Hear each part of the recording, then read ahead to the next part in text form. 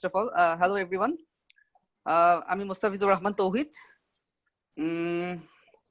আমার ব্যাকগ্রাউন্ড হচ্ছে আমি এসএসসি এন্ড এইচএসসি শেষ করি হচ্ছে মির্জাপুর ক্যাডেট কলেজ থেকে, তারপর বাংলাদেশ ইউনিভার্সিটি অফ টেক্সটাইল থেকে বিএসসি শেষ করা। And back then I graduated in 2015. Actually 2014 এর লাস্ট নভেম্বর ডিসেম্বরের দিকে, so I prefer to call it 2015. So I had the same situation that you were having right now. Like I was a bit puzzled যে আসলে কোন দিকে যাব, কি করব। আর টেক্সটাইল সেক্টরটা আসলে এরকম, এটা অলওয়েজ এরকম যে there are too many ways to go. Like তুমি মার্চেন্ডাইজিং এ যেতে পারো, তুমি প্রোডাকশনে যেতে পারো। Even if you choose merchandising, there are lot many branches of merchandising. তুমি নিটে যেতে পারো, তুমি ওভেনে যেতে পারো, তুমি ডেনিমে যেতে পারো, তুমি বটমে যেতে পারো, তুমি টপসে যেতে পারো। So there are too many ways to go. এবং প্রোডাকশনও there are lot many ways to go. So এইটা আসলে টেক্সটাইলের গ্র্যাজুয়েটদের জন্য সবচেয়ে বড় ইম্পর্টেন্ট একটা হেডেক দাঁড়ায় পড়ে। আসলে আমি কোথায় যাব, কোনটা ভালো, কোনটা আমার জন্য স্যুট করবে। সো দিস ইজ দ্য, যখন পাস করবে তার আগেই তোমাকে আসলে ডিসিশনটা ফিক্সড করা উচিত যে আসলে আমি কোথায় যাব, আমার কোথায় যাওয়া উচিত। সো এইটা হচ্ছে তোমার লাইফ ডিসিশন, মানে এইটার উপর ডিপেন্ড করতেছে, এই ডিসিশন ডিপেন্ড করতেছে যে রেস্ট অফ দ্য লাইফ তুমি কিভাবে চলবে বা how it will go. Definitely god nose everything, he handles everything. তারপর আমাদের কিছু ডিসিশন হয়তো কখনো কখনো ডিফারেন্স মেক করে দেয়। সো আমি সেটার কথাই বলছি। সো আমাকে যদি বলা হয় যে when I was graduating back in 2015, so আমি কিভাবে ক্যারিয়ার সিলেক্ট করেছিলাম। সো আমিও তোমাদের মতোই পাজল ছিলাম, আসলে কি হবে না হবে, কোথায় যাব, কি করব, মার্চেন্ডাইজিং এ যাব না প্রোডাকশনে যাব। সো আমি যেটা করেছিলাম, আমার ছোটবেলা থেকে একটা শখ হচ্ছে আমি প্রচুর লিখি, আমি প্রচুর নোট করি।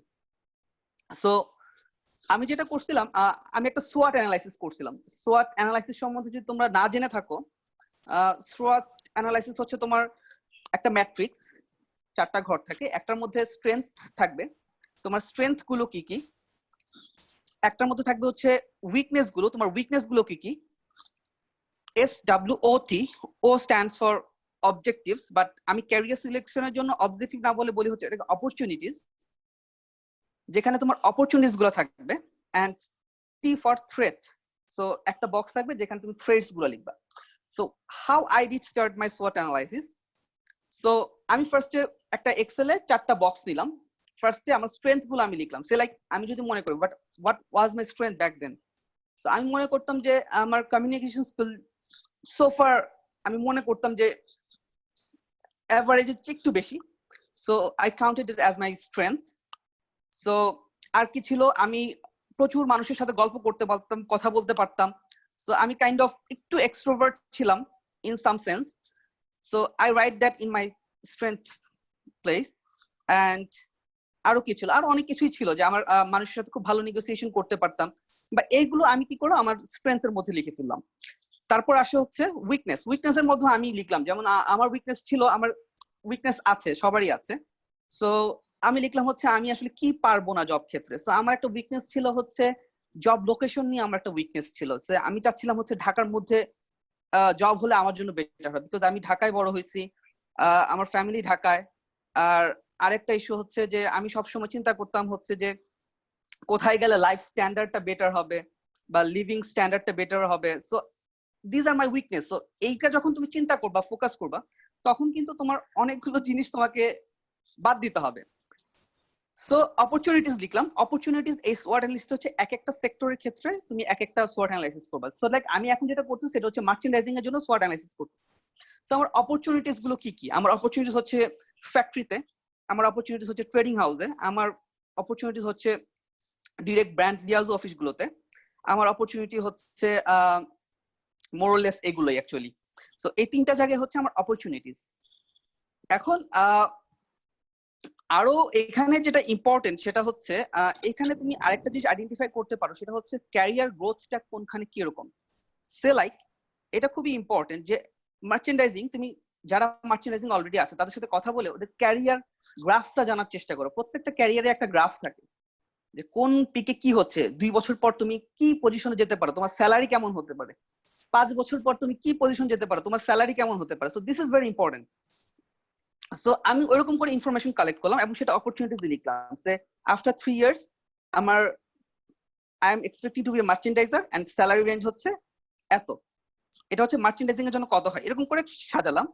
এন্ড দেন একটা থ্রেট পয়েন্ট লিখলাম, আসলে এই প্রসপেক্টর থ্রেট কি। যেমন আমার সময় থ্রেট ছিল হচ্ছে merchandising job was not that much available. এটা এখনো সেম, আমি জানি আমার 6 বছর সিনিয়র যারা ছিল তারাও বলে যে মার্চেন্ডাইজিং এর জবটা অতটা অ্যাভেলেবল না। সো অনেককেই বলছি আমার কাছে যারা সবসময় সাজেশন চায়, যে অনেকেই বলে যে হচ্ছে ভাইয়া মার্চেন্ডাইজিং এ তো আসলে কিছু করতে পারতেছি না, মনে হইতেছে পারবো না। আমি ওদেরকে বলি যে বা সব প্রফেশন, নট অনলি মার্চেন্ডাইজিং, সবকিছুতেই, যে ওদেরকে বলি হচ্ছে ক্যারিয়ারটা হচ্ছে একটা কন্টিনিউয়াস ইমপ্রুভমেন্টের জায়গা। তুমি যে অবস্থায় আজকে জয়েন করলা, তুমি যদি সেই অবস্থায় স্থির রাখো তাহলে ইউ ক্যানট সাস্টেইন। সো আসলে এই জায়গাটা কন্টিনিউয়াসলি ইমপ্রুভ করতে হবে। সো আমি আমার গল্পটা বলি, আমি কিভাবে আমাকে নিজেকে ইমপ্রুভ করছিলাম। সো আমার ফার্স্ট জব যেটা বললাম interest of apparel limited, so আমি ছিলাম হচ্ছে ট্রেনি মার্চেন্ডাইজার। 3-4 মাস যাওয়ার পর মোটামুটি আমি যখন সব কাজকর্ম বুঝে ফেলি, তখন দেখলাম হচ্ছে আমার বস যে ছিল, মানে রিপোর্টিং বস যে ছিল, যাকে আমি রিপোর্ট করতাম, তার আর কাজকর্মে খুব একটা মনোযোগ না, মানে সে জব ছেড়ে দিবে বা বিজনেসের দিকে মুভ করবে, সামথিং লাইক দ্যাট। তো আমি ভাবলাম দিস ইজ মাই অপরচুনিটি, তো কি করা যায়। এখন ওরে পাম দিতে থাকলাম যে আচ্ছা ঠিক আছে, আপনার কিছু করা লাগবে না, আমাকে দেন, আমি সব করে দিচ্ছি। সো বললাম আচ্ছা, প্রচুর কস্টিং জমছে, কস্টিং এর তখন আমি কিছুই বুঝি না, কস্টিং কেমনে করে। তার বললাম ঠিক আছে, আমাকে কিছু দেখায় দেন, তারপর আমি আপনাকে করে দিচ্ছি, আপনি শুধু চেক ব্যাক করেন, তাহলে আপনার ধরেন যেগুলা 2 ঘন্টা লাগতো সেগুলো 5-10 মিনিটে হয়ে যাবে। So this is the thing, আসলে তোমাকে বিভিন্ন জায়গায় একটু অপরচুনিটি গুলো গ্র্যাব করতে হবে। যখন দেখো তোমার অপরচুনিটি আছে তখন এফোর্ট বেশি দিতে হবে। তো সে আমাকে কস্টিং গুলো দেখাই দিল। কস্টিং করতে গিয়ে দেখলাম হচ্ছে আসলে অনেক কিছুই জানি না, যে আমি ফ্যাব্রিক সম্বন্ধে খুব ডিটেলস কিছু জানি না, কোন ইয়ার্নের দাম কেমন, কোন ম্যানুফ্যাকচারিং নিটিং কস্ট কত, তারপর আমি যখন গার্মেন্টস ম্যানুফ্যাকচারিং যাচ্ছি কোনগুলাই অ্যাড করলে কতগুলো মেশিন অ্যাড হচ্ছে, সে লাইক আমার পকেট ছিল না, আমি পকেট অ্যাড করলাম, কয়টা মেশিন অ্যাড হচ্ছে, এইগুলো আসলে কিছু জানতাম না। তো তখন কি করলাম, যে আমি ইন্ডাস্ট্রিয়াল ইঞ্জিনিয়ার একজন ছিল আমাদের ফ্লোরে, নিচ তলায়, আমাদের 4 তলায় বসতাম, 3 তলায় বসতেন উনি। তো ওনার সাথে মোটামুটি একটা ভালো একটা ফ্রেন্ডশিপ করে নিলাম, সময় অসময় ওনার সাথে যেতাম। তো ওনার সাথে মিশতে মিশতে কি হলো, আমি এ টু জেড যতগুলা প্রোডাকশন গত 3 বছরে আমাদের ফ্যাক্টরিতে হয়েছে সবগুলার প্রসেস ব্রেকডাউন, এসএমভি ক্যালকুলেশন আমি শিখে ফেললাম। ঠিক আছে। আর নিটিং এন্ড ম্যানেজারের সাথে কথা বলে কি করলাম, কত প্রকারের ফ্যাব্রিক হয়, ফ্যাব্রিকের নিটিং প্রাইস কত, কোনটার জন্য কত কাউন্ট ইউজ হয়, কোনটার জন্য কত গেজের মেশিন ইউজ হয়, সবগুলোর একটা লিস্ট আমি নিয়ে ফেললাম। Then I started studying. So এইটা কিন্তু আসলে ডিফিকাল্ট, যে তুমি একটা ট্রেনিং অবস্থায় ঢুকে রেগুলার কাজ মেইনটেইন করে তুমি যে করতেছো, সো এটা ডিফিকাল্ট ছিল তখনের জন্য। সো 7 থেকে 8 মাসের মাথায় আমার হাতে ফুল কস্টিং হ্যান্ডওভার। আমি একটা অ্যাকাউন্ট, মানে আমি দেখি, যেটা কোয়াইট ইম্পসিবল, 4 থেকে 5 বছর লাগে। সো এটাই বললাম যে তুমি যদি নলেজ ইফোর্ট দাও, তুমি যদি লেগে থাকো, তাহলে আসলে এই জিনিসটা হয়ে যায়। সো এটাই হচ্ছে তোমাদের প্রতি সাজেশন, যে যখন কোনো ক্যারিয়ারে ঢুকবা, try to learn as many as possible, তুমি যেভাবে পারো তুমি নলেজটা নেওয়ার চেষ্টা করো।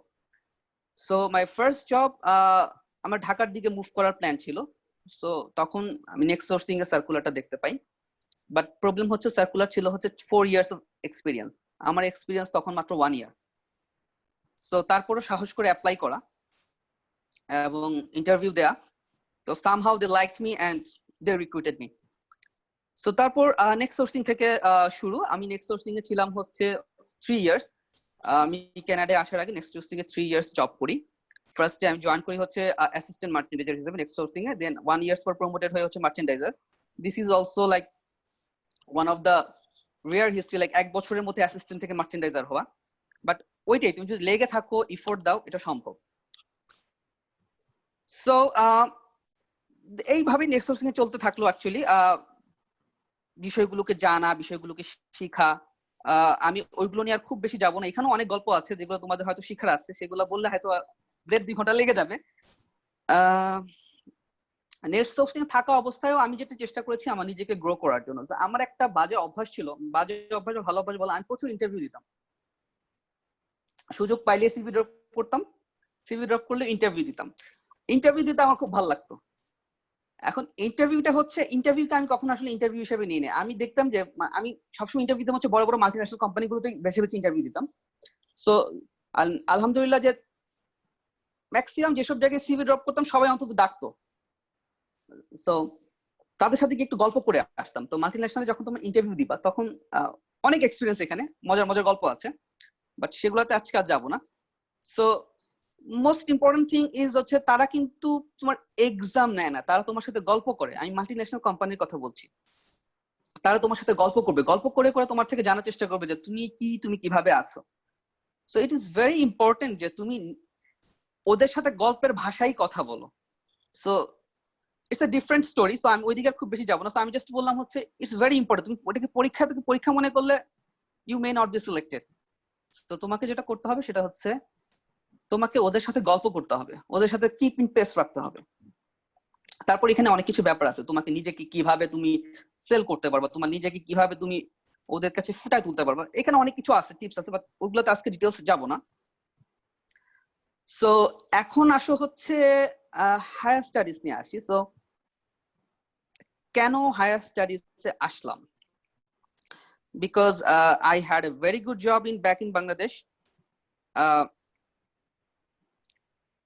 একটা মাল্টিন্যাশনাল কোম্পানিতে ছিলাম, এন্ড মিনওয়াইল আমার 3 বছর নেক্সট সার্ভিং থাকা অবস্থায় আমি জব অফার পেয়েছিলাম হচ্ছে জেসিপেনি থেকে, জেসিপেনি বাংলাদেশ এমএনসি থেকে, টেস্কো বাংলাদেশ সোর্সিং থেকে। এবং টু বি অনেস্ট এখানে আসার আগে আমার টেস্কোতে জয়েন করার কথা ছিল। আমি কানাডাতে আসি হচ্ছে অগস্টের লাস্ট উইক, অগস্টের ফার্স্ট উইকে আমার টেস্কোতে জয়েন করার কথা ছিল। বাট যখন আমার ভিসা হয় তো মানে ওদেরকে জানাই দিয়েছি যে আমি আর জয়েন করতে পারতেছি না। So this are the thing actually. So I had a very good career over there. So আমি মাল্টিন্যাশনাল কোম্পানিতে ছিলাম। আমার এক্সপিরিয়েন্সের তুলনায় মাল্টিন্যাশনাল কোম্পানির স্ট্রাকচার গুলো তোমরা জানো, ওদের পে স্ট্রাকচার অনেক ভালো তুলনামূলক, ইনিশিয়াল পে স্ট্রাকচার গুলো। সো আমার ঢাকায় অফিস ছিল, সো ওদের ফ্যাসিলিটিস গুলো অনেক বেটার দেন আদার কোম্পানিজ। সো লাইক কিছুদিন পর পর বাইরে ফরেন ট্রিপ করতে যেতাম, বিজনেস ট্রিপে যেতাম। So it was like a very good life. So তারপরে আমাকে এখানে আসার পর সবাই অবাক, যে সবাই কোয়েশ্চেন করে ভাই আপনি কেন আসছেন। So this is the difficult question I face every time, যে ভাই আপনি কেন আসছেন, আপনি তো বিন্দাস ছিলেন বাংলাদেশে।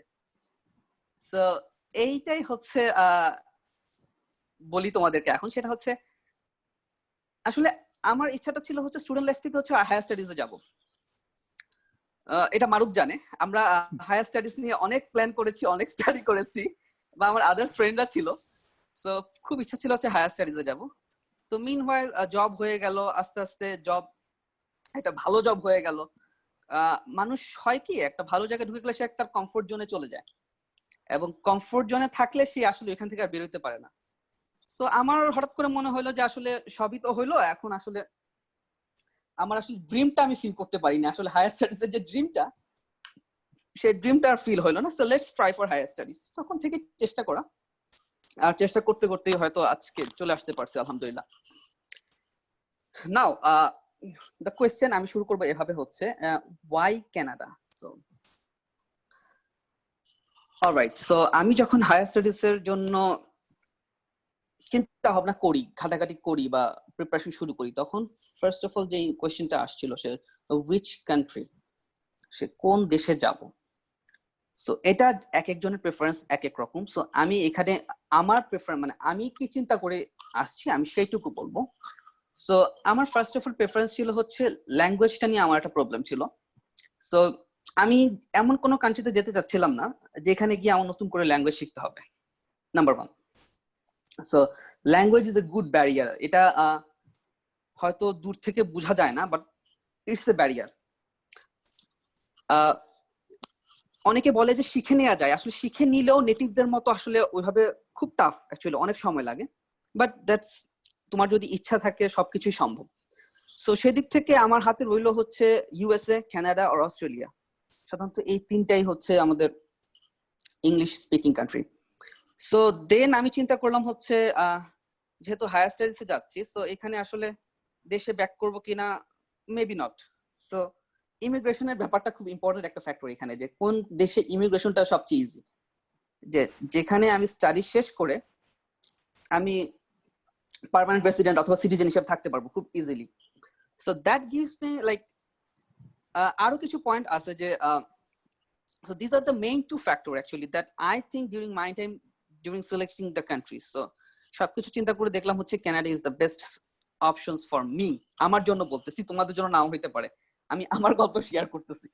সো যেটা হচ্ছে, তারপর যেহেতু কানাডা ডিসাইড করলাম, তারপর ট্রাই করতে শুরু করলাম যে কানাডাতে কিভাবে আসা যায়, কি করলে কি করা যায়।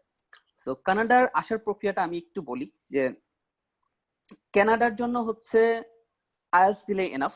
তোমার জিআরই থাকলে, জিআরই দিয়েও হয়, জিআরই ছাড়াও হয়, মানে হচ্ছে আইএলটিএস ইজ গুড এনাফ। তোমার যদি জিআরই থাকে you can still apply with GRE, and যদি জিআরই না থাকে ভয়ের কিছু নাই, আইএলটিএস দিয়েও আসতে পারবো। আইএলটিএস এর মিনিমাম স্কোর চাই হচ্ছে 6.5 and not less than 6 in any band. So কোনো ব্যান্ডে যদি তোমার ওভারঅল 7 আছে বাট কোনো ব্যান্ডে তুমি 5.5 পাইছো, সো ওইটা আবার কানাডা অ্যাকসেপ্ট করে না।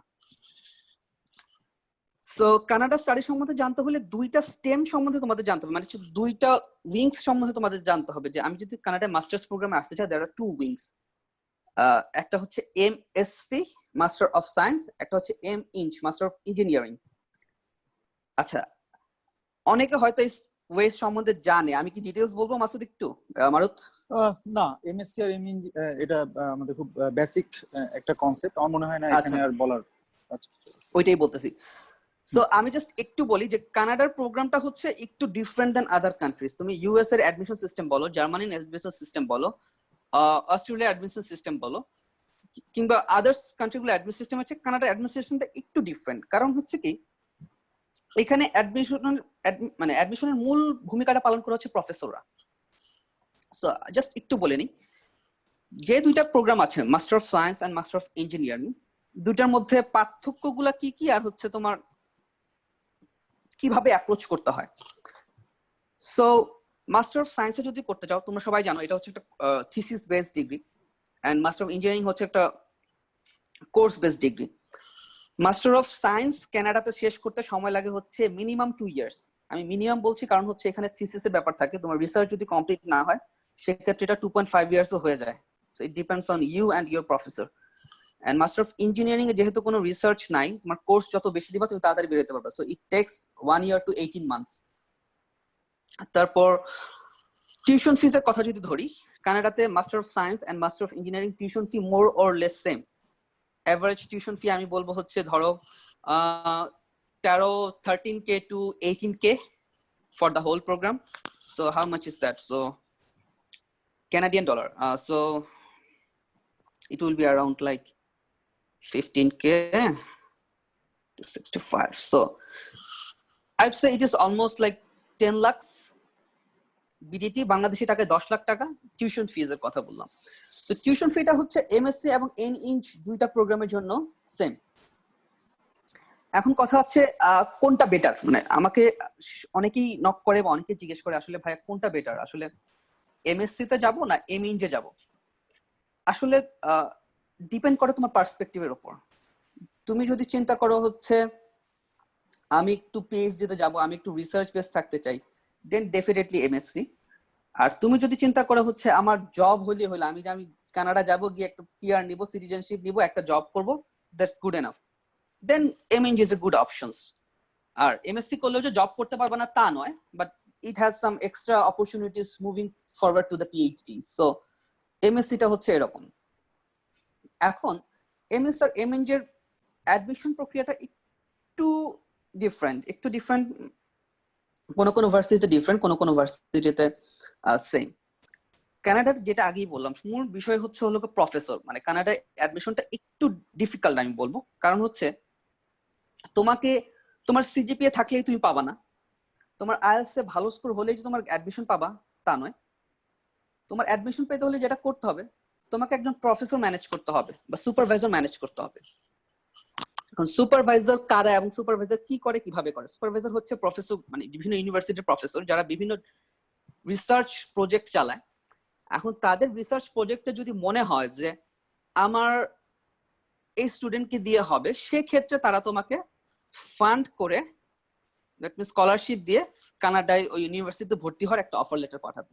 এটা আমি এমএসসির কথা বললাম। এখন আসো এমইঞ্চ এর কথা বলি। মিন যে কোনো স্কলারশিপ বা ফান্ড নেই, এটা সম্পূর্ণ হচ্ছে তোমার সেলফ ফান্ডেড যেতে হবে।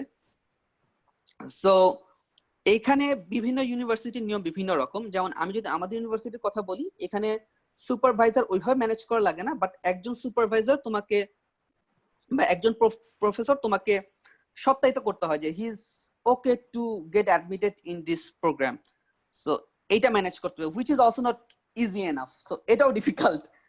সো সুপারভাইজার আসলে তুমি মেলের পর মেল করে যাবে, বাট দে ডোন্ট রিপ্লাই, তারা রিপ্লাই করতে চায় না যতক্ষণ না তার মনে হবে যে এই this is the right person. So এইটা একটা প্রবলেম কানাডাতে আসার জন্য আমি বলি। তো still there are some university যাদের মানে এমইঞ্চ প্রোগ্রামে ভর্তি হওয়ার জন্য যাদের কোনো প্রফেসর লাগে না, তুমি অ্যাপ্লাই করতেছো, ওরা সেন্ট্রালি অ্যাপ্লাই করবা, সেন্ট্রালি তোমাকে জাজ করবে। ধরো 50টা অ্যাপ্লিকেশন পড়লো, 50টার মধ্যে যদি দেখে তুমি, তারা যদি 10 জন নেয়, 10 জনের মধ্যে তুমি যদি সিলেক্টেড হও, then you can directly get admitted. So there are some universities. এখানে একটা ইম্পর্টেন্ট থিং হচ্ছে, ইউনিভার্সিটি কিন্তু অনেক আছে, বাট তুমি যদি ভালো ইউনিভার্সিটিতে যদি তুমি অ্যাডমিশন না নিতে পারো, মানে অফার লেটার না পাও, সেক্ষেত্রে কিন্তু ভিসা আবার খুব ঝামেলা করে। এটা খুব ইম্পর্টেন্ট কানাডা ক্ষেত্রে, কারণ কানাডা ইউএসএ সব জায়গায় অ্যাকচুয়ালি অনেক ইউনিভার্সিটি আছে, অনেক কলেজ আছে, ছোট ছোট অনেক কলেজ আছে, যেগুলো জাস্ট একটা বিল্ডিং এর মধ্যে, মানে বাংলাদেশের মতো না স্টিল, মানে একদম ছোট পর্যায়ে যারা কাজ করতেছে। সো ওইখান থেকে যদি তুমি অফার লেটার নিয়ে আসো, অফার লেটার নিয়ে এসে তুমি ভিসা দাঁড়া, তখন ভিসা অফিসার আবার রিজেক্ট করে দেয়। সো এটাও ইম্পর্টেন্ট যে আমি হয়তো অফার লেটার নিলাম এমন ছোট কোনো একটা কলেজ থেকে যেখান থেকে ভিসা পাওয়ার সম্ভাবনা আমার কম। আর কানাডা বা ইউএসএ তে একবার ভিসা রিজেক্ট হওয়াটা it's not a good thing. So তারা ওই জিনিসটাকে পরবর্তী ফার্দার রেকর্ডে রেখে দেয়। সো ভিসা রিজেক্ট হওয়ার কারণ হচ্ছে তারা মনে করে হচ্ছে he is not a potential student, যেহেতু সে একটা ভালো ইউনিভার্সিটিতে অ্যাডমিশন নিয়ে আসতেছে না, so he is not a potential student. So সে যেটা করতে পারে হচ্ছে সে হয়তো 2-3 মাস স্টাডি করে তারপর কাজ করা শুরু করতে পারে, যেটা তারা চায় না। সো এই হচ্ছে টোটাল মোটামুটি অ্যাডমিশন প্রসিডিউরটা এরকমই। তোমার আইএলটিএস হলেই হবে, তোমার সুপারভাইজার ম্যানেজ করতে হবে যদি এমএসসি প্রোগ্রামে আসতে চাও, মানে স্কলারশিপ নিয়ে আসতে চাও। আর যদি এমইঞ্চ প্রোগ্রামে আসতে চাও, সুপারভাইজার ম্যানেজ করা লাগতেও পারে, নাও লাগতে পারে, এটা ইনস্টিটিউশন বেস। আমি বলবো এটা তোমরা গুগল একটু সার্চ করে দেখো। এন্ড তারপরে আদার্স, মানে যদি অফার লেটার পাও, দেন আরো অনেক কিছু আছে ভিসার জন্য, সেটা এখন আসলে বলার কিছু নাই। একটু পর্যন্ত আসতে পারলে মোটামুটি তোমাদের জন্য গুড এনাফ অ্যাকচুয়ালি, তোমাদের ফর স্টার্টিং। এখানে আমি একটু ওদের পক্ষ থেকে একটা কোশ্চেন করি। সেটা হচ্ছে যে যেটা মাত্র বললি, যেটা যে অ্যারাউন্ড বিডিটি তে 10 লাখ টাকা মতো হচ্ছে টিউশন ফি কভার করার জন্য লাগে। তো এটা এখন যদি কেউ স্কলারশিপ নিয়ে আসতে চায়, সেক্ষেত্রে কি এই টিউশন ফি ব্যাপারটা যদি কানাডার ইউএস এর মূল ডিফারেন্ট হচ্ছে, ইউএসএ তে তোমার স্কলারশিপ মানে হচ্ছে টিউশন ফি উঠাই দিবে, মানে টিউশন ফি তোমার দেয়া লাগবে না। আর কানাডা হচ্ছে তুমি যত স্কলারশিপ নিয়ে আসো, তোমার টিউশন ফি তোমাকে দিতেই হবে। দ্যাট মিন্স তুমি স্কলারশিপ পাচ্ছ, এই স্কলারশিপের টাকা দিয়ে তোমাকে টিউশন ফি দিতে হবে। টিউশন ফি এর মাপ নাই কানাডাতে। সো এটা হচ্ছে কানাডার ইউএস এর মূল পার্থক্যটা। সো আমার ক্ষেত্রে আমি বলি, যেমন আমি কি করতাম, আমার স্কলারশিপ ছিল, সো আমি এসে একটা ইনস্টলমেন্টে নিয়ে গেলাম যে আমি মান্থলি এত এত টাকা দিয়ে দিই, কারণ আমার টাকা মান্থলি ঢুকতো। সো আমি মান্থলি একটা অ্যামাউন্ট দিয়ে আমি টিউশন ফিটা ক্লিয়ার করে দিব, এটাও অ্যাপ্লাই করা যায়। সো আমি এটাই করছি যে আমার স্কলারশিপ এসে মান্থলি ঢুকতো, মান্থলি থেকে একটা অ্যামাউন্ট টিউশন ফির জন্য দিয়ে দিতাম। সো এভাবে আমি করে নিছি। বাট তুমি স্কলারশিপ পেলেও কানাডাতে তোমাকে টিউশন ফি দেয়াই লাগবে, সেটা এখন তুমি নিজের পকেট থেকে দাও বা স্কলারশিপের টাকা দিয়ে দাও। এখন এখানে অনেক যেটা জানতে চায় যে লিভিং কস্টের ব্যাপারে অনেকে জানতে চায় যে লিভিং কস্ট কি রকম, আমি যদি টিউশন ফি বাংলাদেশ থেকে নিয়ে আসি, আমি কি লিভিং কস্ট নিজে ম্যানেজ করতে পারবো কিনা। আচ্ছা, কানাডাতে যদি তুমি সিঙ্গেল থাকো, সেক্ষেত্রে হচ্ছে মানে ফ্যামিলি ছাড়া আসো, লিভিং কস্ট আমি বলবো $700, মানে Canadian dollar, which is around like এখন একটু কম, নরমালি 64 to 65 টাকা, $1 Canadian is equal to, so $700 almost a সিঙ্গেলদের লিভিং কস্ট আমি বলবো 700 to 800 বা even not more than that, depend করে তুমি কোন স্ট্যান্ডার্ড কিভাবে থাকতেছো, তোমার এক্সপেন্ডিচার উপর ডিপেন্ড করে। আর তুমি যদি ফ্যামিলি নিয়ে আসো, মানে হচ্ছে তুমি যদি ওয়াইফ বা তোমার সাবঅর্ডিনেট কাউকে নিয়ে আসো, সেক্ষেত্রে হয়তো এটা 1500-1600 পর্যন্ত যাবে। So this is the living cost. এবং কানাডাতে স্টুডেন্ট অবস্থায় তুমি 20 আওয়ার্স ওয়ার্ক পারমিট পাবা, মানে 20 ঘন্টা তুমি বাইরে কাজ করতে পারবা, যে কোনো জায়গায়। আর 20 আওয়ার্স তুমি যদি $12 পার আওয়ার মিনিমাম পেটেই ধরো, so it will be around 240, so মোটামুটি 900 টাকার মতো ইনকাম করতে পারবা পার্ট টাইম জব করে। So $700 you can spend for your expenditure, $200 you can save for yourself or you can enjoy. So still এই opportunity আছে যে তুমি টিউশন ফিটা নিয়ে আসলেও তুমি লিভিং এক্সপেন্স মানে ম্যানেজ করে, মানে স্কলারশিপ ছাড়া যদি আসো সেই কথা বলতে, স্কলারশিপ করলে তো টাকা আসতেই থাকে মান্থলি, সেটা কথা বলতেছি না। স্কলারশিপ ছাড়া যদি আসো সেক্ষেত্রে লিভিং এক্সপেন্স ম্যানেজ করার ওয়ে আছে। আচ্ছা, একটা কোশ্চেন আসছে বাই দিস টাইম। এক স্টুডেন্ট জানতে চাইছে যে আমরা জানি যে জার্মানি বা জাতীয় ইউরোপিয়ান বিভিন্ন কান্ট্রিতে মানে যাইতে গেলে সেখানে একটা ব্লক অ্যাকাউন্টের একটা ব্যাপার থাকে, তো সেইটা কি কানাডাতে এই ধরনের কোনো প্রয়োজন আছে কিনা? কানাডা বিষয়টা আমি বলি, কানাডা হচ্ছে কোনো ব্লক অ্যাকাউন্ট লাগে না। যেটা করতে হবে, তুমি যখন অ্যাডমিশন অফার লেটার পাবা তখন তোমাকে ভিসার জন্য যখন অ্যাপ্লাই করবা, যে তোমার অ্যাডমিশন হয়ে গেছে এখন তুমি ভিসার জন্য অ্যাপ্লাই করবা, যে আমার এই যে অ্যাডমিশন আছে আমাকে এখন কানাডার ভিসা দাও, আমি স্টাডি ভিসা দাও, আমি পড়তে যাব। সো তখন যেটা করতে হবে, তোমাকে অ্যাকাউন্টে কিছু টাকা দেখাইতে হবে। সো টাকাটা দেখাইতে হবে কিছু জন, তোমার যদি কোনো ফান্ডিং না থাকে সেরকম, তার কথা বলছি। সো সেটা কত? এই টাকাটার হিসাব হচ্ছে তোমার টিউশন ফি প্লাস হচ্ছে 1 ইয়ার লিভিং এক্সপেন্স। এইটা সাধারণত মাস্টারের জন্য 20 থেকে 25 লাখ টাকা আসে। এখন এই 20 থেকে 25 লাখ টাকা তোমাকে বাংলাদেশের যে কোনো ব্যাংক অ্যাকাউন্টে, সেভিংস অ্যাকাউন্টে 6 মাস ধরে আছে, পড়ে আছে, এরকম দেখাতে হবে। এখন কার দেখাবো? আমার অ্যাকাউন্টে দেখাবো নাকি আমার চাচা মামার অ্যাকাউন্টে দেখাবো?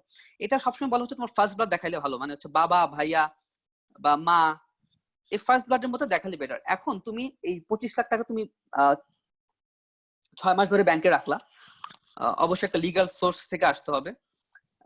তারপর তুমি অ্যাপ্লাই করে দিলা যে আমার এই টাকাটা 6 মাস ধরে আমার ব্যাংকে পড়ে আছে এবং this is my source of fund, ঠিক আছে? এখন তারা সেটা দেখে তোমাকে ভিসা দিয়ে দিল, এবং ভিসা দিয়ে দেওয়ার পর উইদিন, মানে আজকে ভিসা দিল, কালকেই তুমি এই টাকাটা ব্যাংক থেকে তুলে নিতে পারবা। এখন ধরো তুমি 25 লাখ টাকা ব্যাংকে রাখলা, তুমি কানাডায় আসার সময় তুমি খালি টিউশন ফিটা 10 লাখ নিয়ে আসলা, আর বাকিটা তুমি তোমার মতো করে বাংলাদেশে খরচ করে ফেলবা, যার কাছ থেকে টাকা ম্যানেজ করছো তাকে দিয়ে দিলা। এটা মানে এভাবেই হয়, এভাবেই চলে অ্যাকচুয়ালি, যদি তোমার ফান্ডিং না থাকে। সো এখানে কোনো ব্লক অ্যাকাউন্টের বিষয় নেই, তুমি তোমার টাকা তুমি ব্যাংকে জমা রাখবা, তোমার কাজ শেষ তুমি টাকা তুলে নিতে পারবা। এটা বাংলাদেশের অ্যাকাউন্ট, বাইরের কোনো অ্যাকাউন্ট না। So that's how it works in Canada. তার মানে এখানে যেটা বোঝা যাচ্ছে যে যেই কন্ডিশন যেটা, যে 6 মাস অ্যাকাউন্টে আমার টাকাটা রানিং থাকে। হ্যাঁ, রানিং মানে হচ্ছে টাকাটা আসলে তোলা যাবে না, মানে জমাই থাকবে, মানে সেটাই, ওই ওই ওই ওই টাকাটা 6 মাস ধরে অ্যাকাউন্টে হাত দেওয়া যাবে না। Right, exactly. ওকে, সো এই হচ্ছে অবস্থা। এখন যদি আসি হচ্ছে ক্যারিয়ার নিয়ে, যে আসলে আমাদের লাইক কানাডাতে পড়াশোনা করে আসলে আমরা কি করতে পারবো, এইখানটা আসলে আসলে আমি বলবো যে তুমি ইউএস বলো কানাডা বলো, মানে হচ্ছে দুইটা কান্ট্রি হচ্ছে পাশাপাশি, বাংলাদেশ ইন্ডিয়ার মতো, তারা সবকিছুই সেম, অলমোস্ট সবকিছুই সেম, মোর অর লেস দুই একটা ছোটখাটো জিনিস ছাড়া। সো কানাডার জব যদি তুমি নিয়ে আসতে চাও, মানে কানাডা যদি এসে জব করতে চাও পড়াশোনা শেষ করে, আমি বলবো যে তোমাকে আসলে যদি টেক্সটাইলে জব করব, যে আমি টেক্সটাইলে জব করবো, আমি নিটিং এ জব করবো, ডাইনিং এ জব করবো, কিংবা প্রোডাকশনে জব করবো, তাহলে এই জবগুলো আসলে এখানে অ্যাভেলেবেল না, বিকজ আসলে এখানে ওইরকম কোনো নিটিং ডাইনিং ফ্যাক্টরি নাই। সো এখানে তাহলে কি আছে? এখানে আছে হচ্ছে কিছু ব্র্যান্ড আছে, কানাডিয়ান ব্র্যান্ড, তোমরা জানো যে ডিফারেন্ট ব্র্যান্ড, H&M এটার অরিজিন হচ্ছে সুইডেন, নেক্সট এটার অরিজিন হচ্ছে ইউকে, সো এরকম না, জেসিপেনি এটার অরিজিন হচ্ছে ইউএসএ। সো এরকম যে ব্র্যান্ড গুলো আছে, এদের ব্র্যান্ডের বিভিন্ন অফিস আছে। সো এই অফিসগুলোতে তুমি ঢুকতে পারো, এই অফিসগুলোতে তুমি ঢুকতে পারো হচ্ছে বায়ার হিসেবে ঢুকতে পারো, মার্চেন্ডাইজার হিসেবে ঢুকতে পারো, গার্মেন্ট টেক হিসেবে ঢুকতে পারো, ফেব্রিক টেকনোলজি হিসেবে ঢুকতে পারো। So this are the opportunities for a textile engineer to grow in Canadian textile sector. But আমি এটা বলবো যে এই অপরচুনিটি গুলো ইজ লিমিটেড। সো তুমি যদি খুব বেশি নিজেকে গ্রো করতে না পারো, বিকজ তুমি যখন জব মার্কেটে যাবা, আমি যদি বলি হচ্ছে কানাডায় বসে কানাডার একটা ব্র্যান্ডে তুমি জব করতে যাচ্ছ, এখানকার লোকাল ক্যান্ডিডেটদের সাথে কম্পিট করে তোমাকে জবটা পেতে হবে, which is totally different than Bangladesh. So তোমার ইংলিশ স্পিকিং, তোমার এক্সেন্ট, তোমার নলেজ যদি ওদের লেভেলে না যায়, সেক্ষেত্রে জবটা কিন্তু তোমার জন্য পাওয়া ডিফিকাল্ট। সো তোমাকে ওইভাবেই নিজেকে গ্রো করতে হবে যাতে ওই জবগুলোকে তুমি গ্র্যাব করতে পারো। আর সবচেয়ে ইম্পর্টেন্ট আমি যেটা বলবো যে কানাডা বা ইউএসএ যদি আসো, সেটা হচ্ছে অবশ্যই মাথায় রাখতে হবে যে হচ্ছে আমি চাইলে আমি আসলে অন্যদিকে মুভ করতে পারি। সে লাইক আমি ইচ্ছা করলে আমি সাপ্লাই চেইনে খুব ইজিলি মুভ করতে পারি। Supply chain that doesn't mean textile supply chain, in any supply chain. And জবগুলো is a very good enough, like খুব ভালো জব সাপ্লাই চেইনের জবগুলো। আমাদের ব্যাচমেট টেক্সটাইল থেকে পাশ করে ও বাংলাদেশে মার্চেন্ডাইজিং এ ছিল 3 বছর, দেন কানাডাতে স্পাউস ভিসায় গেল। He is doing a supply chain job in a like aerospace industry, like those who supplies food for the aerospace companies, বিভিন্ন খাবার যারা সাপ্লাই করে ওইটার সাপ্লাই চেইন ও জব করতেছে, আমি খুব ভালো জব করতেছে।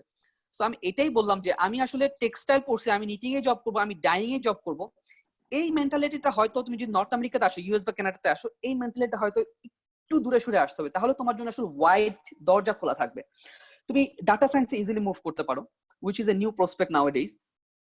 So these are the things আমি বললাম যে আমি আসলে আমি ইঞ্জিনিয়ারিং পড়ে আসছি, বাট আমি যে আসলে টেক্সটাইলই থাকবো, আমি যে আসলে দেখা গেছে যে আমি মার্চেন্ডাইজিং এ জব করবো, সো এই জিনিসটা থেকে যদি দূরে সরে আসো, তখন তোমার জন্য অপরচুনিটিস গুলো অনেক বেশি হয়ে যায়। আসলে আমি বলতেছি না তুমি টেক্সটাইলে জব করো না, but look for both options, so তখন নাম্বার অফ প্রবাবিলিটি তোমার বেড়ে যাবে। সো এই হচ্ছে ইন এ শর্ট হচ্ছে তোমার কানাডাতে ক্যারিয়ার পার্সপেক্টিভ। আচ্ছা, আমাদের একটা কোশ্চেন আসছে, আমি একটু শেয়ার করি। সেটা হচ্ছে যে ইউনিভার্সিটি সম্পর্কে জানতে চাচ্ছে একজন, যে কানাডাতে টেক্সটাইলের উপরে যদি কেউ হায়ার স্টাডিজে আসতে চায়, সেক্ষেত্রে কোন ইউনিভার্সিটি গুলা আসলে এ গ্রেডের বলতে পারি বা বি গ্রেডের বলতে পারি, যদি এভাবে একটু সেগ্রিগেট করা যায়। আচ্ছা, দ্যাটস এ গুড কোয়েশ্চেন। তুমি যদি পিওর টেক্সটাইলসে আসতে চাও, there is not that much good A grade universities to come, to be honest. তুমি যদি পিওর টেক্সটাইলসে আসতে চাও, আমি বলবো যে যদি পিওর টেক্সটাইলস, মানে পিওর টেক্সটাইল বলতে আমরা বাংলাদেশে যেটা পড়ি ওইটা পড়ায় হচ্ছে একমাত্র ইউনিভার্সিটি অফ অ্যালবার্টা। একমাত্র ইউনিভার্সিটি অফ অ্যালবার্টাতে এখন পিওর টেক্সটাইলসটা আছে। আর তোমরা গুগল করে দেখতে পারো ইউনিভার্সিটি অফ অ্যালবার্টা ওদের রিকোয়ারমেন্ট গুলো কি কি মাস্টার্সে। আর অন্যান্য যে ইউনিভার্সিটি গুলো আছে, মোস্ট অফ দ্য ইউনিভার্সিটি কি করছে, টেক্সটাইল ডিপার্টমেন্টের 2-3 জন প্রফেসর নিয়ে ওরা জিনিসটাকে অন্য ডিপার্টমেন্টের সাথে মার্চ করে নিছে। যেমন আমি আমার ইউনিভার্সিটির কথা বলি, আমার ইউনিভার্সিটি কি হয়েছে, আমার ইউনিভার্সিটি আমাদের এখন ডিপার্টমেন্ট নাম হচ্ছে, আমাদের ডিপার্টমেন্টে একটা টেক্সটাইল ছিল, আমাদের যেটা ছিল টেক্সটাইল 2014 পর্যন্ত টেক্সটাইল নামে একটা ডিপার্টমেন্ট ছিল। তারপর তারা ডিসাইড করলো হচ্ছে আসলে এত ছোট একটা ডিপার্টমেন্ট আলাদা মেইনটেইন করার কোনো মানে হয় না, so what we can do, we can merge. তখন তারা কি করলো, ডিপার্টমেন্ট অফ বায়োসিস্টেম ইঞ্জিনিয়ারিং এর সাথে টেক্সটাইলটা মার্জ করে ফেললো। আর যখনই এটা মার্জ করে ফেললো, তখনই এদের ধরনটা পাল্টে গেছে। মানে তখন আর যেহেতু বায়োসিস্টেমের সাথে মার্জ করে ফেলছে, তখন তাদের রিসার্চ এরিয়াও পাল্টে গেল। তখন তারা আর ফেব্রিক, নিটিং, ডাইং এগুলো নিয়ে কাজ করে না। তখন যেটা কাজ করে, তখন তারা কাজ করা শুরু করলো হচ্ছে fibre composite, bio processing, so এইসব জিনিস নিয়ে রিসার্চ করা শুরু করলো। সো আমি এটাকে পিওর টেক্সটাইলস বলতেছি না, কারণ হচ্ছে এটা ডিরেক্টলি অ্যাপারেলের সাথে সংযুক্ত না। আমি দেখতে পাচ্ছি নাজমুল আলম উদয়কে। হ্যাঁ, আমি এক্স্যাক্টলি এটা বলতে চাচ্ছিলাম।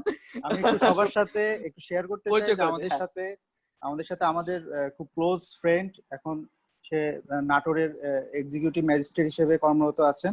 35তম বিসিএস থেকে অ্যাডমিন ক্যাডারে সে জবে ঢুকে। নাজমুল আলম উদয়, সবাইকে একটু হাই বলে দাও।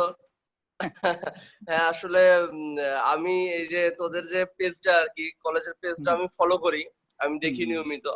তো আমি কয়েকদিন আগেই দেখলাম যে আজকে 10:30টার সময় যে এই যে এটা হবে আর কি, এই যাই হোক, তো এই জন্য আমি ভাবছিলাম অসংখ্য ধন্যবাদ উদয়, কারণ আমিও ওর এই লেকচারটা আমি শুনতে চাই, আমারও ইচ্ছা বাইরে যাওয়ার। আচ্ছা, অবশ্যই। আচ্ছা, এখানে খুব ভালো একটা পয়েন্ট, কিন্তু গভর্নমেন্ট এমপ্লয়িদের জন্য কিন্তু খুব ভালো অপরচুনিটি আছে বাইরে আসার। কিছু না, আমি জানি অনেক ভালো অপরচুনিটি, স্কলারশিপের অপরচুনিটি প্রচুর। বিকজ হচ্ছে কি, উদয়ের ক্ষেত্রে যদি আমি বলি, সে যদি, মানে আমি কিছুটা জিনিস কভার করে গেছি, ও যেহেতু গভর্নমেন্ট এমপ্লয়ি, ও যদি এখন একটা এমইঞ্চ প্রোগ্রামেই হোক, ও একটা অফার লেটার নিয়ে যায় যে আমি এখান থেকে অ্যাডমিশন পেয়েছি, তখন কিন্তু সে বাংলাদেশ গভর্নমেন্ট থেকেও কিছু স্কলারশিপ আছে, ওইগুলো সে বাংলাদেশের গভর্নমেন্টের স্কলারশিপে সে অ্যাপ্লাই করতে পারবে, মানে সে গভর্নমেন্টের টাকায় সে বাইরে পড়তে পারবে। তো এটা আসলে আমাদের এখানে অনেক গভর্নমেন্ট এমপ্লয়ি আছে, আমি ওদেরকে দেখছি, মানে ওদেরকে দেখি আসলে বললাম যে অনেক গভর্নমেন্ট এমপ্লয়ি আছে যারা হচ্ছে বাংলাদেশ গভর্নমেন্টের স্কলারশিপ নিয়ে আসে, এবং ওয়ার্ল্ডের ওয়ান অফ দা বলবো কি সবচেয়ে বড় অ্যামাউন্টের স্কলারশিপ মধ্যে একটা হচ্ছে বাংলাদেশে, সেটা আমরা সবাই জানি না, আমাদের বাংলাদেশের প্রাইম মিনিস্টার স্কলারশিপ, প্রধানমন্ত্রী স্কলারশিপ, যেটা আমরা যদি ওয়ার্ল্ডের স্কলারশিপ গুলো চিন্তা করি যে কোন স্কলারশিপ সবচেয়ে বেশি টাকা পায়, তাহলে প্রথম কাতারে ওইটা থাকার মতো হচ্ছে একটা scholarship, like it's a great opportunity for us. এবং এটা কিন্তু আমি জানি যেটা হচ্ছে বাইরের লোকদের জন্য হচ্ছে 10% আর 90% হচ্ছে গভর্নমেন্ট। আমার কানাডায় আসলে আমার পিআর পেতে কতদিন লাগবে? আমি আগেই বলছি Canada is the country, only country যেখানে এখন পিআর পাওয়াটা সবচেয়ে ইজি। তোমার প্রোগ্রাম শেষ হওয়ার মানে ডিগ্রি শেষ হওয়ার 2 থেকে 3 বছরের মধ্যে তুমি পিআর পেয়ে যাবা। এখন অন্যান্য দেশে অনেক ব্যারিয়ার আছে, লাইক আমি জার্মানি কথা বললে তোমাকে এরকম জব পেতে হবে, জবের মিনিমাম ইনকাম এত হইতে হবে ইয়ারলি, এবং এই ইনকামটাও কম না, অনেক বেশি হলে তুমি একটা রেসিডেন্সিয়াল অ্যাপ্লাই করতে পারবা। বাট কানাডাতে so far now is flat, তুমি যদি পাস করে এনি জব তুমি ঢুকতে পারো, then you can apply PR, এবং এটা প্রসেস হইতে সাধারণত 2 থেকে 3 বছরের মধ্যে তোমার হয়ে যায়। পার্মানেন্ট রেসিডেন্সির কথা বললাম। আর আরেকটা কথা হচ্ছে অনেক ইজি, আমি বলতেছি অনেক ইজি সো ফার টুডে, ভবিষ্যতে কি হবে আমি জানি না, বাট এটা মোটামুটি 5-6 বছর বা 7 বছরের মধ্যে চেঞ্জ হবে না, এরকমই থাকবে। এরপর কি হবে আমি জানি না, বাট হয়তো তারা কিছু কমাই দিবে। বাট ইউকে তো একটা সময় প্রচুর লোক নিত, বাট এখন স্টপ করে দিচ্ছে, এখন নেই না। So it happens, like it's once in a life time opportunity যে আমরা এরকম একটা সময় পাইছি যখন কানাডার মতো একটা কান্ট্রি বেশি করে লোকজন নিচ্ছে। So it's a life time opportunity I would say. আর আরেকটা বিষয় হচ্ছে পিআর মানে permanent resident, and citizen is a different thing. But PR and সিটিজেনশিপের মধ্যে আসলে কোনো পার্থক্য নেই ইন কেস অফ তুমি যদি ফ্যাসিলিটিজ এর দিক থেকে ধরো। So I will say both are same. So PR হলে তোমাকে একটা কার্ড দিবে যেটা বাংলাদেশের ভোটার আইডি কার্ডের মতো থাকে, আর সিটিজেন হলে তোমাকে একটা পাসপোর্ট দিবে। So that's the different thing. So আর এছাড়া পিআর বলো সিটিজেন বলো, Canadian PR and citizen both are same, they are receiving same benefit, same social insurances and everything. Just পার্থক্য হচ্ছে তোমার কানাডিয়ান পাসপোর্ট থাকবে না, একটা কানাডিয়ান পাসপোর্ট থাকবে। এখন কোয়েশ্চেন হচ্ছে আমি পিআর পাওয়ার পর সিটিজেন কি হতে পারবো বা পারবো না? মানে আমি কানাডিয়ান সিটিজেন হতে, মানে কানাডিয়ান পাসপোর্ট ধারী হতে চাই। পিআর পাওয়ার পর অটোমেটিক্যালি তুমি যদি 3 বছর কানাডাতে স্টে করো, মানে স্টে করা মানে এরকম না যে বাংলাদেশে যাইতে পারবো না, তুমি 1-2 মাস যাইতেই পারো, বাট 3 বছর সময়কাল যদি বাংলাদেশে স্টে করো, অটোমেটিক্যালি তুমি পিআর থেকে সিটিজেনে কনভার্ট হয়ে যাবা। That means you will get Canadian passport. So এটা হচ্ছে এখানকার সিটিজেনশিপ নিয়ে। কারণ আমি দেখছি আমার কাছে ম্যাক্সিমাম যে কোয়েশ্চেন করে, কোয়েশ্চেনগুলো আসলে এরকম যে আসলে সিটিজেনশিপ নিয়ে মানুষের আগ্রহটা বেশি, বা পিআর নিয়ে মানুষের আগ্রহটা বেশি। সো সেজন্য আমি একটু ক্লিয়ার করে দিলাম। So this is how it works here in Canada. আচ্ছা, কানাডাতে মানে জব কোন সেক্টরে মানে মোটামুটি অ্যাভেলেবল পাওয়া যায়? ইট ডিপেন্ডস উদয়। আমি বলবো হচ্ছে আমাদের জন্য আমি জিনিসগুলো আগে কভার করছিলাম যে টেক্সটাইল ইঞ্জিনিয়ারদের জন্য যদি আসতে হয় সেক্ষেত্রে টেক্সটাইলের জবগুলো অবশ্যই আবার ফার্স্ট চয়েস যে আমরা খুঁজবো। বাট এখানে মনে রাখতে হবে কানাডা না, কানাডা, ইউএস, জার্মানি যেসব জায়গায় বলো, ইটস নট লাইক বাংলাদেশ। যেমন বাংলাদেশে আমি আজকে একটা জব ছাড়লে 1 মাসের মধ্যে আমি একটা জব পাবো, এটা মোরলেস আমরা সবাই জানি, মানে এখনো এই সিচুয়েশন আছে। বাট এখানে তোমাকে একটা জব পেতে হলে প্রচুর সার্চ করতে হয়, প্রচুর খুঁজতে হয়। ইট tax at least 6 month to get A job.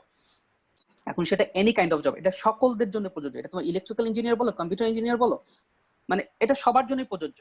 হয়তো নাওএডেজ কম্পিউটার ইঞ্জিনিয়ার একটু ভালো অপরচুনিটি পাচ্ছে, বাট আদার্স আমি বলবো যে সবার জন্যই সেম। একটা ভালো একটা জব পেতে অ্যাট লিস্ট তোমাকে 6 মান্থ তোমাকে খুঁজতে হবে, তোমাকে ওয়েট করতে হবে। সো দ্যাট ডাজন্ট মিন যে আমি ভালো জব পাবো না, বাট একটু লেগে থাকতে হবে এবং খুঁজতে হবে। এটা ওয়ার্ল্ডের সকল ওয়েস্টার্ন কান্ট্রিজ, কারণ তুমি হঠাৎ করে এদেশে এসে 2 বছর একটা কোর্স করে এদেশে নেটিভদের সাথে কম্পিট করে একটা জব পাবা।